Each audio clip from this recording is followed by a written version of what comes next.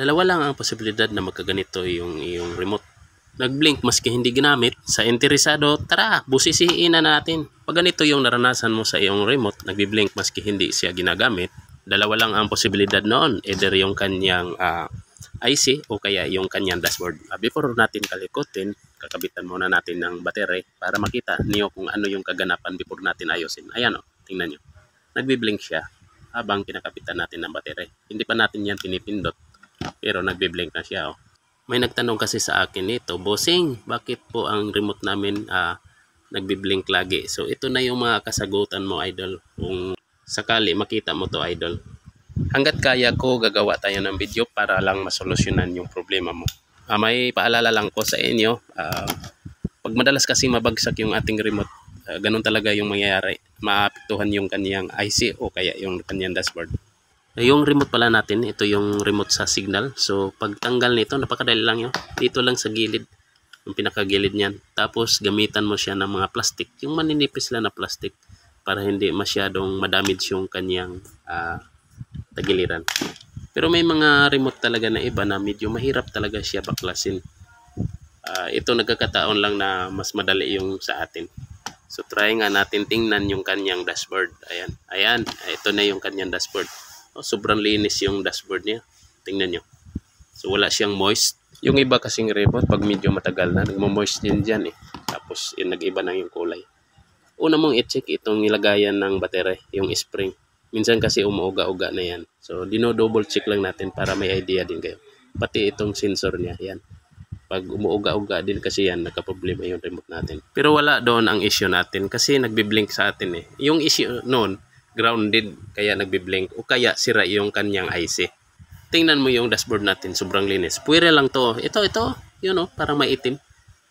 Ang tawag kasi niyan, carbon brush. May iba kasi nito nalilihis sa kakapindot, lalo na pag matagal. Yung IC natin malinis pa, walang corrosion, walang kalawang. Puwera lang kung lagi ito siyang nababagsak, nagkakaroon talaga ng problema yung IC natin.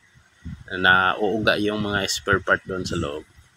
Kaya nagkaganon, nagbi-blink yung remote natin. Ito, may kalat kasi ng konti, yung carbon brush. Baka ito yung cause. Baka ito yung cause nga nag-ground, kaya nagbi-blink yung remote natin. So, yung gagamitin ko sana nito, alcohol. Since nawala naman tayong alcohol, ito lang muna, yung lapis. May na-upload na ako nito dati, inuulit ko lang kasi iba-iba naman remote na inaayos natin. Ito sa signal to eh. Yung alcohol kasi mas maganda kasi isang punasan lang, matatanggal na yung mga nagkalat na carbon brush dito sa IC natin. Sa dashboard natin. Pag alcohol yung ginamit mo, patuyuin mo lang siya ng ilang segundo. Pag natuyo, saka mo siya ibalik para hindi mag-ground. Ito naman yung ginamit natin, pambura ng lapis. Okay lang to siya kasi tuyo naman eh. Pag kuskus ka nito, dapat smooth lang. Huwag na yung masyadong idiin. Baka kasi matanggal din yung carbon brush. So hindi na rin gagana yung remote natin. So dandahan lang. Tanggalin mo lang yung mga kalat-kalat, parang smooth lang. Huwag mo yung masyadong kasi maliliit lang yan eh. Lalo na pag medyo luma hindi na ganito yung itsura sa dashboard eh. Iba na, parang masyado ng kalat. Yung iba kasi yung gumamit ng pintainer. Ako kasi hindi ako gumamit ng pintainer, baka kasi iba yung malagay ko, baka lucky thinner o may matapang kasi nun eh. So sa akin alcohol lang at saka lapis. Okay na. Pag IC ito, hindi na talaga ito siya gagana. Nagbibiling pa rin. Pero kung dashboard lang, yung mga carbon brush lang, so gagana pa to siya. So kung IC yung sira na ito, need mo na talagang ipunta doon sa mga authorized service center. Tingnan natin. So parang nagbi-blink siya. Yung power lang.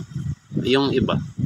So try natin ikabit yung lahat ng para ma-test natin kung gumana ba yung lahat ng So kung gumana ito lahat, ibig sabihin yung carbon brush lang nagkalat, hindi yung IC.